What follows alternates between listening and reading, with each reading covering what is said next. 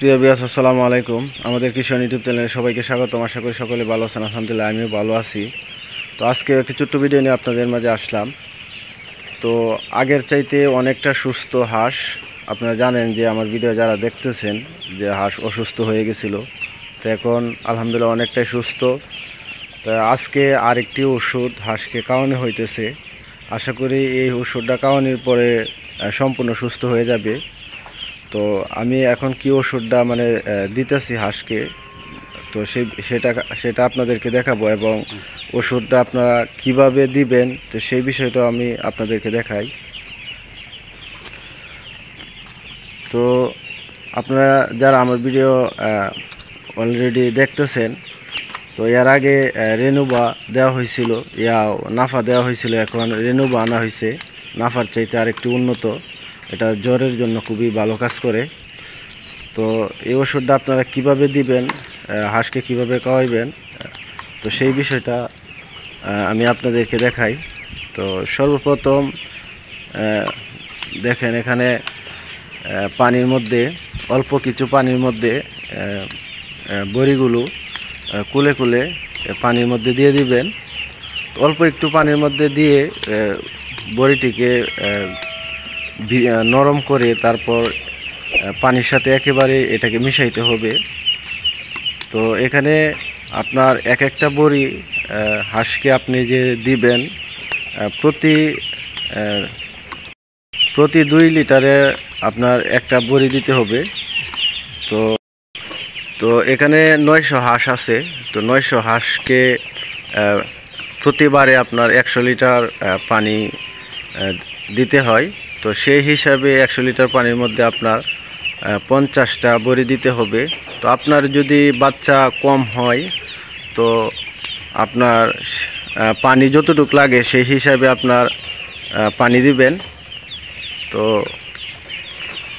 তো দেখেন, আপনার বড়িগুলো পানিতে দেওয়ার পরেই কিন্তু বড়িটি নরম হয়ে যাচ্ছে। তো এটিকে যদি আপনি এরকমভাবে অল্প করে হাত দিয়ে বড়িটিকে একেবারেই পানির সঙ্গে মিশিয়ে তারপর আপনার সম্পূর্ণ যে পানিটা আছে, আপনার যতটুকু পানির প্রয়োজন সেই পানির সঙ্গে মিশিয়ে নেবেন। কারণ সর্বপ্রথম অল্প একটু পানি দিয়ে যদি আপনার বড়িটি ভালোভাবে পানির সাথে মিশিয়ে নেন, তাহলে আপনার পরবর্তীতে যে বেশি পানির সঙ্গে এই পানিটাকে আপনার মিশাতে হবে। তো আপনারা যারা এই বড়িগুলা আপনার হাঁসকে খাওয়াইবেন জ্বরের জন্য, তো অবশ্যই আগে অল্প একটু পানির সঙ্গে মিশিয়ে নেবেন, যাতে ভালোভাবে মিশে যায় পানির সঙ্গে।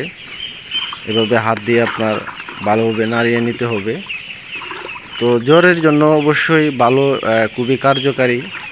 দেখা যাচ্ছে আপনার হাঁসের যে অরিজিনাল জ্বরের জন্য যদি আপনার ওষুধ আনতে যান, অনেক টাকা আপনার খরচ হয়ে যাবে। তো আসলে সেই টাকাটা বাঁচানোর জন্যই মানুষের ব্যবহারকৃত ওষুধ এখানে হাঁসের জন্য ব্যবহার করা হইতেছে। তো সেই কারণে আপনাদের কাছেও এই ভিডিওটা শেয়ার করা বা এই বিষয়টা শেয়ার করা, যাতে আপনাদেরও যারা হাঁস লালন পালন করেন আপনাদেরও যাতে টাকাটা বেঁচে যায়। তো